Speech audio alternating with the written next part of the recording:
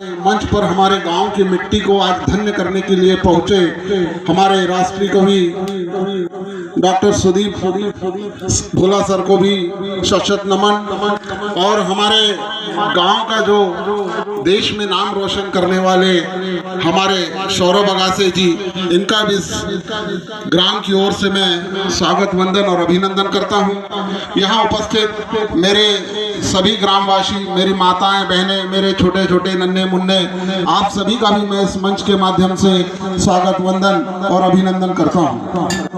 हमारी गांव की बहुत परंपरा रही है कि इस गांव से जो भी व्यक्ति इस गांव का नाम रोशन करता है, हम उसे गांव के लोग मिलकर उसका स्वागत, अभिनंदन और सम्मान करने की परंपरा को निभाते हैं। इसके पहले हमारे गांव से श्री आदित्य पटले जी जो आईएएस के लिए सिलेक्ट हुए थे, उनका भी हमने इसी मंच के माध्यम से स्वागत और अभिनंदन किया।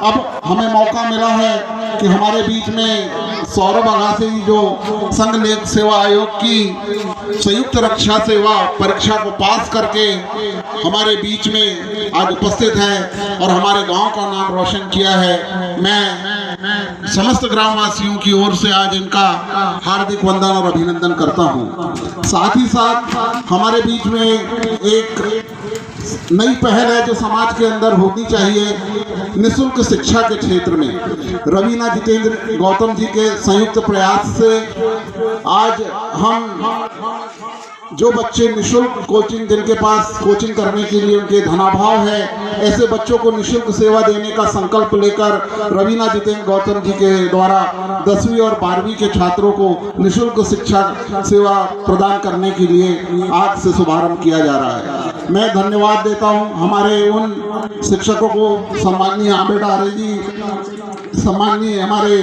भगत जी, जिन्होंने अपने व्यस्ततम समय में से इस सेवा संकल्प में अपनी आहुति देने के लिए हमें कृतज्ञ किया है। मैं इनका भी हमारे गांव की ओर से हार्दिक वंदन और अभिनंदन करता हूं। सम्माननीय सुदीप भोला जी, आज आप एक समुद्र में एक तिनके की तरह हमारे बीच में हम लोगों को कृतज्ञ करने के लिए इतनी दूर से हमारे बीच में आप आए हैं।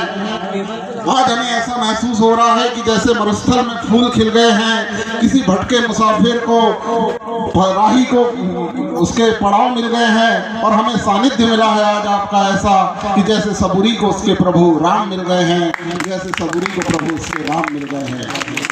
आज इस गांव की माटी धन्य हुई है कि हमने एक राष्ट्रीय स्तर के कवि को आज हमारे इस छोटे से गांव में बुलाया है। और मैं आपको बता दूं कि यह जो हमारी जनसंख्या है, जहां इतने लोग उपस्थित हैं, ये सम्माननीय सुदीप भोला जी के सामने नगण्य है।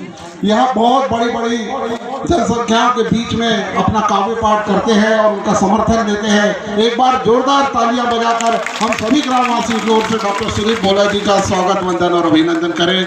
और सबसे बड़ा सौभाग्य की बात यह है कि हमारे एक छोटे से निवेदन पर आप इतनी दूर से चलकर हमारे गांव की माटी में आए हैं। हमारी माटी गांव आपके इस अथक प्रयास के लिए, आपके संकल्प के लिए हमेशा ऋणी रहेगी और हमारा यह सेवा का जो संकल्प है यह हमेशा सतत चलता रहे। आप जैसे लोगों का आशीर्वाद हमें सदैव मिलता रहे और इन्हीं भावना, इन्हीं संकल्प के साथ में मैं यह भी बता दूं कि कभी एक जो बाज होता है जब हवा में उड़ता है तो उसके ऊपर एक कौवा आके बैठ जाता है। कौवा बार बार बाज को चोंच मारता है, लेकिन बाज क्या करता है कि उस कौवे को कभी गिराता नहीं है। बाज अपनी ऊंचाई पर जाता है और इतनी ऊंचाई पर बाज चला जाता है कि कौवा जो है उस ऊंचाई को सहन नहीं कर पाता और खुद ही गिर जाता है। इसलिए समाज में कोई भी आप काम कर रहे हैं तो आपके पीछे आलोचना का बहुत बड़ा एक ढेर होगा या बहुत सारे कौवे होंगे। आपको उन कौवों से नहीं डरना है, अपनी ऊंचाई को सतत निरंतर आगे बढ़ाते चलना है। एक दिन आप जरूर उस संकल्प की ऊंचाई को छुएंगे और यह आपके अंदर में जज्बा होना चाहिए। यहाँ उपस्थित सभी अतिथियों का पुनः मैं स्वागत वंदन और अभिनंदन इस ग्राम की ओर से करता हूँ। आज हम बहुत धनी हुए हैं कि आप लोगों की चरण कमल की माटी इस गाँव में हमें मिली है। इन सब के लिए मैं पुनः गाँव की ओर से आपका वंदन अभिनंदन करता हूँ। धन्यवाद।